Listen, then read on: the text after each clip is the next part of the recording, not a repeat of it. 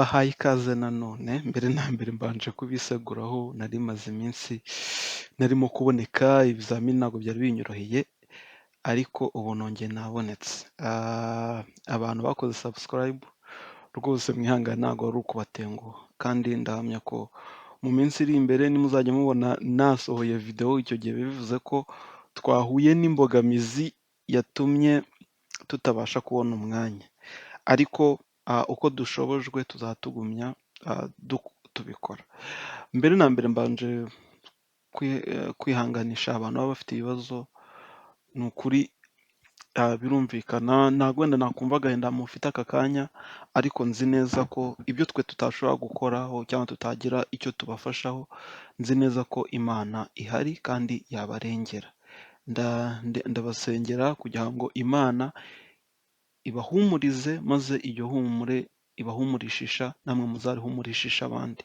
Murakoze. Dutangira ndashaka kugira ngo mbanzirize ku bibazo bamwe mwagiye mumbaza. Mu by'ukuri ntabwo nari nashyiraho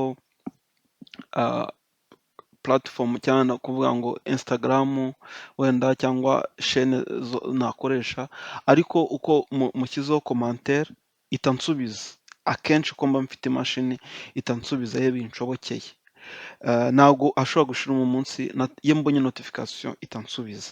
Rero murihangana mu gihe natari nahuguka ngo mbe nabona umwanya wo gukora za Instagram, muzajya mwihangana mwandika comment nzajya nzisubiza.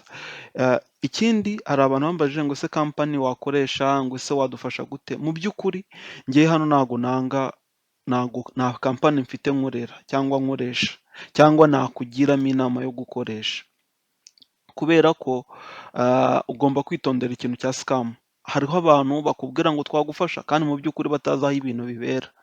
Rero njye inama nakugira ni uko wakwitonda mu byo ugiye gukora. Ayo makuru umuntu aguhaye, nuhita uvuga ngo ngiye i Burayi, cyangwa ngiye muri Amerika, cyangwa ngiye muri Canada, cyangwa ngiye muri Yemen, cyangwa ngiye aha n'aha, banza utuze utekane. Aya makuru nzajya hano, ayo mba nguha ni amakuru y'ibyo nzi neza ko ushobora gukora cyangwa ushobora kumenya. Umuntu yakubwira ibintu ukumva ko byibuze ukaba ufite aho uhera, kuko hari igihe umuntu aba yakiri nko mu Rwanda bavuga ngo icyampa nkagenda, ariko se mu by'ukuri ugiye gukora iki? Ese icyo uri bukore kiraba kimeze gute?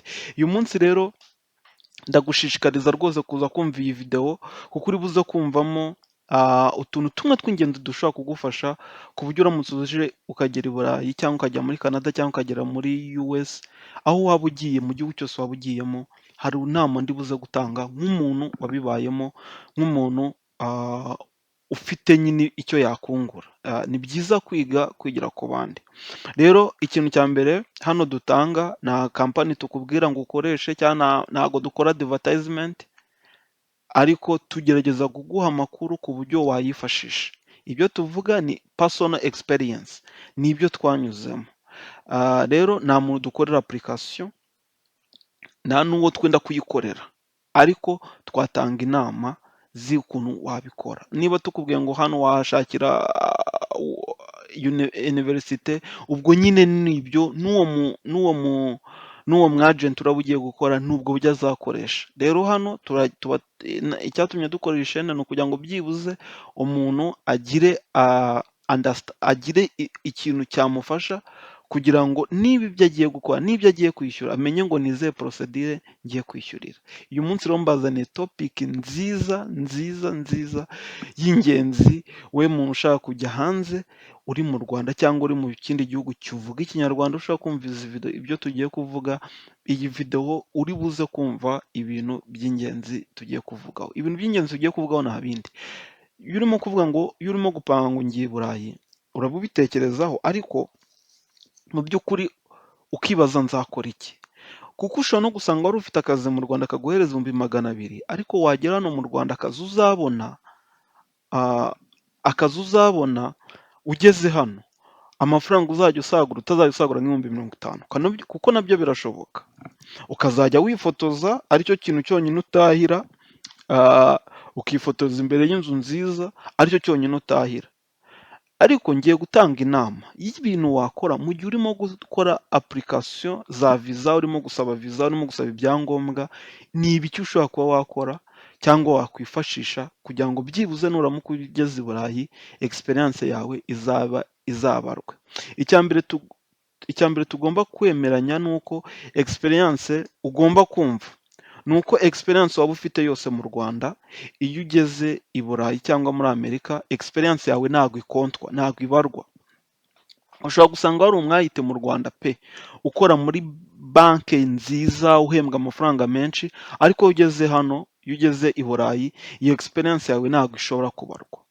Kubera ko niba wenda wari ufite experience kuko wize bachelor degree, iyo ugeze hano iyo kaminuza n'igihe baba batayizi, wenda wize muri yerika cyangwa wize muri nirake cyangwa wize no muri kaminuza y'u Rwanda, ntabwo umuzungu hari n'igihe aba atazi u Rwanda. Rero akenshi kaminuza zacu ntago baba babyemera. Ikindi cya kabiri ni ikibazo cy'amaposition.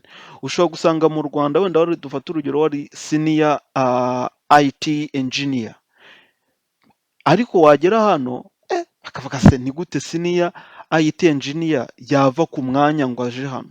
Bo ntabwo baba babyumva abazungu pe, kandi ndabumva. Ntabwo baba bumva ukuntu umuntu ufite iyo title ashobora kuva muri Afurika ngo aje mu bihugu byo hanze. Rero byaba byiza byibuze ikintu cyagufasha ni professional certificate, nicyo tugiye kuvugaho. Ni ayahe ma professional certificate washaka kugira ngo nuramuka ubonye n'iyo viza ikujyana hanze, mu by'ukuri ntuzakora akazi gasuzuguritse, ntuzakora akazi k'imvune, byibuze uzabashe kwiyintegra muri system. Ngiye kubanza kuvuga ku ma certificate ya IT. Amwe mu ma certificate ya IT agezweho navuga aba mu cyo twita cloud computing, akaba ni muri security, akaba no muri networking. So nk'uko mubibona mu gice cya mbere nashyizeho hano gace ka mbere, iyi GCP Google Certification Professional na EWS na CCNA, aya ma certificate najyanye na cloud, ni cloud certificates. Iyi ni iya networking. Byibuze usanga abantu benshi bashaka abakozi bayasaba. Indi certificate wenda nanjye mfite ni CISSP. Iyi ni certificate mpamya ko nta yindi certificate irimo ma certificate yo hejuru muri cyber security. Rero uramutse uyifite ubona amafaranga meza, experience yawe, kuko byibuze iyi certificate ya CSSP, ndavuga nko ku bantu ba IT bashaka gukora muri IT, iyi certificate iyo uyifite biba biprova 5 years of working experience aho waba uri hose, ko biri standardized. Rero uramutse ubashije kuba uri umuntu uri interese ugashaka ama certificate nk'aya, byagufasha. Icyo kintu rwose ukiteho, uzagikurikirane bitewe na domaine ushaka kujyamo. Byose izo certificate nashyize hano, bitewe n'iyo wabona washobora wayijyamo. Nka DevOps, ibijyanye na cloud na programming, uyifite pe wabona akazi keza, ubu nyine uri kuri standard bashaka. Ariko kuvuga ngo uvuye muri Afurika ufite bachelor degree urangije urahita ushaka kubona akazi keza, byakugora. Byagusaba kuri wa muntu ufite experience ya hatari, uri wa muntu wumva ibintu ku kigero gifatika. Kandi mu by'ukuri ntabwo hano igikenewe cyane no kuba wumva ibintu, ahubwo icy'ingenzi ni ukumenya ngo ibyo uzi babihuza bite, babigendaho gute, kuko akazi uba ukora ntabwo uba ugakora wenyine, uba ugakorana n'abandi. Hano ikintu gikora cya mbere na mbere ni teamwork. Rero icy'ingenzi ni uko ushobora kumenya ko muri team urimo wabasha gukora, wabasha kuvuga. Icyo nicyo kintu cya mbere baba bakeneye. Icya kabiri tugiye kuvugaho, tugiye kureba ku ma certificate yo muri finance cyangwa y'abantu bize ibintu bya accounting. Nk'uko tubizi certificate yitwa CPA, iyi certificate uyifite ahantu hose wajya ubuyoboye. Certificate yitwa SCCA, Association of Chartered Certified Accountants. Iyi certificate ni mpuzamahanga, aho waba uri hose, waba uvuye mu Rwanda, experience yawe uba ufite irebwa. Andi ma certificate ni nkaho nakwita management of accountant, SMA, niba mbivuze neza, yego, certified management of accountant. Iyi ni ama certificate meza. Uri muri management, ama certificate iyo uyafite biba biri mawe.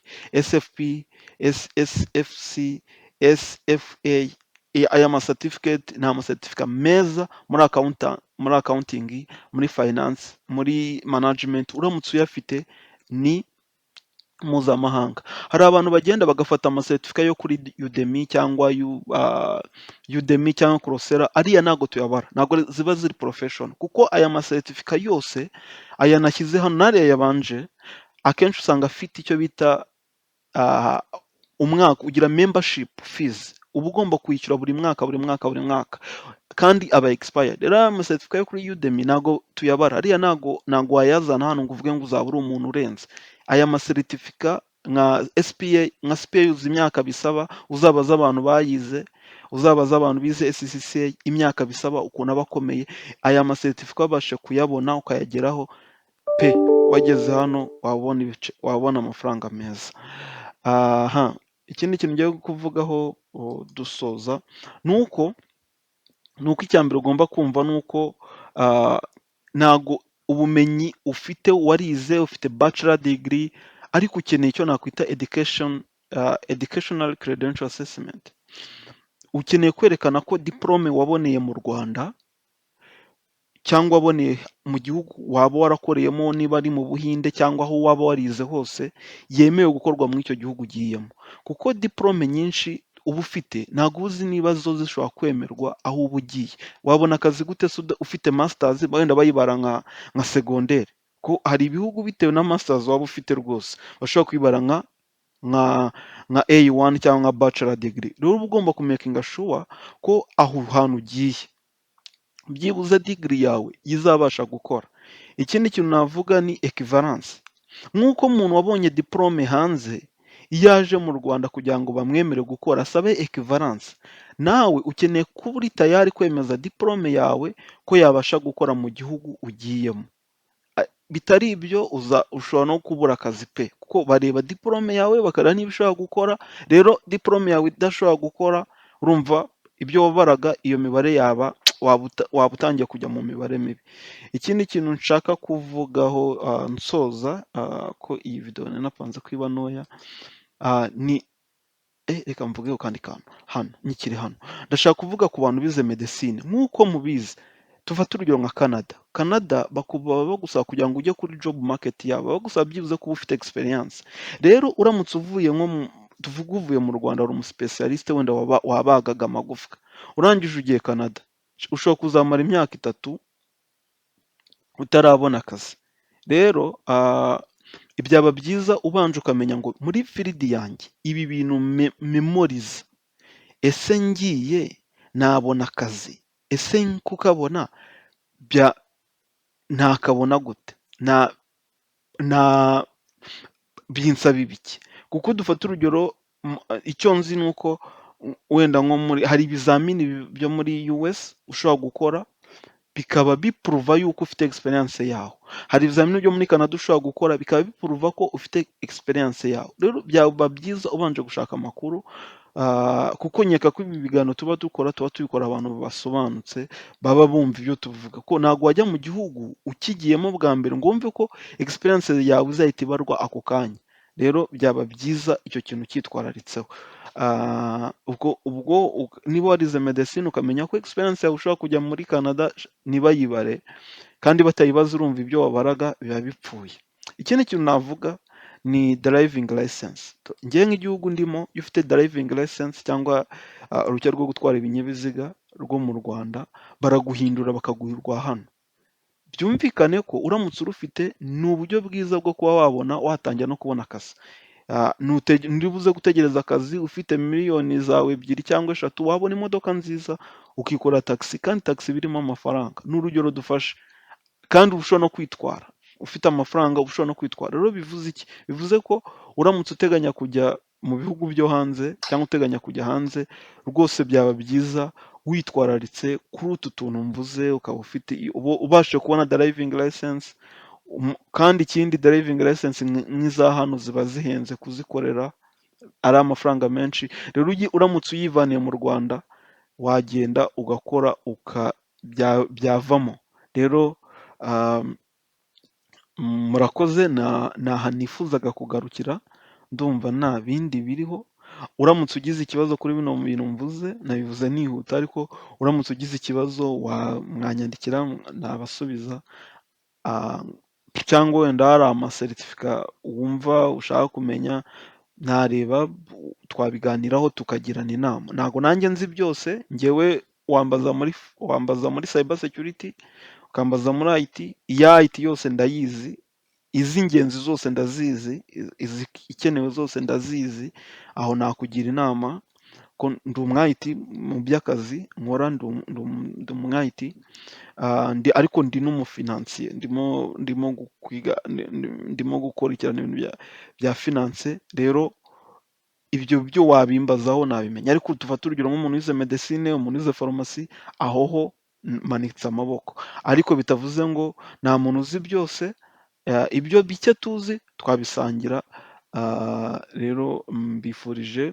kugumya kumera neza, no kugira ngo mbasabe rwose mukore share, like na subscribe, why not? Tukomeze tuzamure kandi binadutere n'imbaraga zo kugumya gukora. Ndabashimiye rero, hasta la vista, naho ubutaha.